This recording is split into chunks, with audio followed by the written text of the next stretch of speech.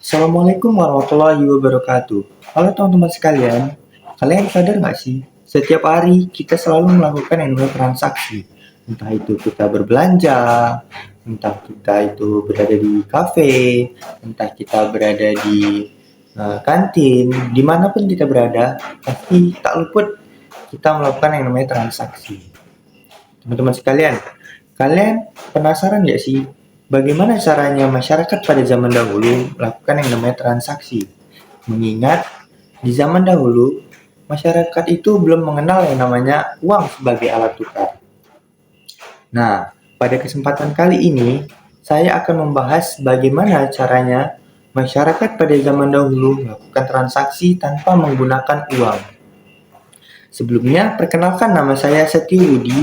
Saya merupakan mahasiswa dari STAN Sultan Abdurrahman dengan program studi akuntansi syariah. Pada kesempatan kali ini, saya akan membuat tugas video Tamadun Melayu dengan tema Sejarah Kebudayaan Melayu di bidang transaksi. Oke teman-teman, sebelum kita mengetahui bagaimana cara masyarakat Melayu pada zaman dahulu melakukan transaksi, perlu kita pahami dulu apa itu definisi dari transaksi.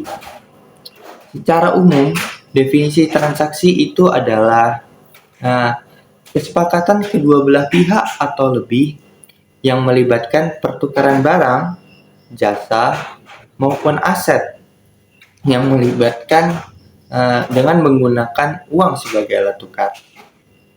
Nah, dari definisi tersebut sangat tidak memungkinkan untuk masyarakat Melayu pada zaman dahulu melakukan yang namanya transaksi karena di situ disebutkan harus menggunakan uang sebagai alat tukar.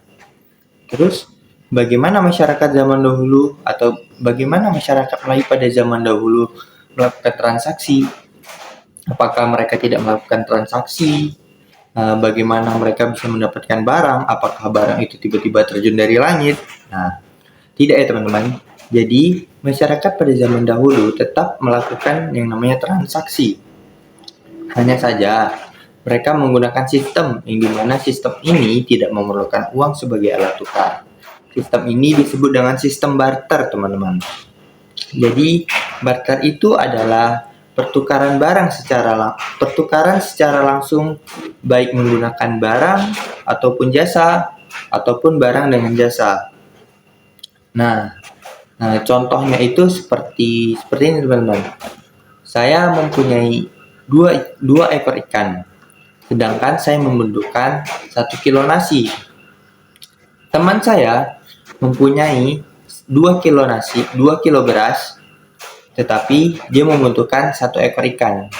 Nah, saya dan teman saya ini melakukan transaksi atau melakukan pertukaran dengan cara saya memberikan 1 ekor ikan kepada teman saya, sedangkan teman saya memberikan 1 kilo beras kepada saya. Nah, cukup simpel. Ada lagi contohnya itu menggunakan barang dengan jasa. Seperti saya mendapatkan ikan dari hasil menjaring. Tetapi untuk memindahkan ikan itu dari kapal menuju pasar, saya tidak bisa hanya seorang diri mengangkat ikan itu. Tentu saja saya membutuhkan seseorang untuk membantu saya mengangkut ikan tersebut. Nah, di jasa tersebut saya menghargai dengan memberikan orang tersebut beberapa ekor ikan. Nah, itu merupakan contoh transaksi barang dengan jasa. Nah, adapun ciri-ciri dari sistem barter ini teman-teman, yaitu yang pertama, tanpa menggunakan uang sebagai alat tukar, ya jelas saja karena barter ini merupakan sistem pertukaran langsung antara barang dengan jasa. Kemudian harus ada timbal balik antara pihak satu dan pihak lainnya. Kemudian selanjutnya nilai dari barang ini tidak dapat ditentukan.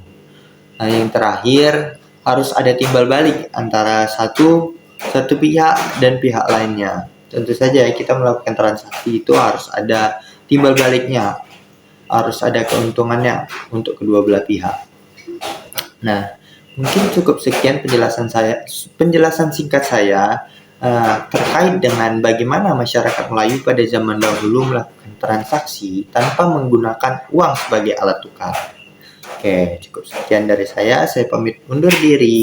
Wabillahi taufiq walhidayah. Wassalamualaikum warahmatullahi wabarakatuh.